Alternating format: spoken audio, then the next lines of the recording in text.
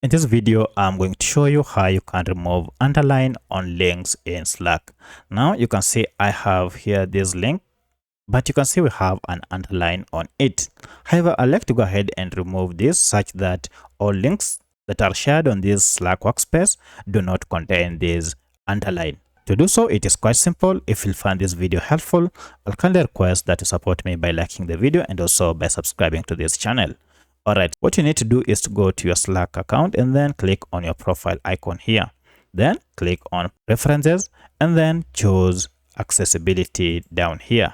Now go to Links and you can see Underline links to website is checked. So go ahead and uncheck this, and from now henceforth any link that you share or receive will not have the underline.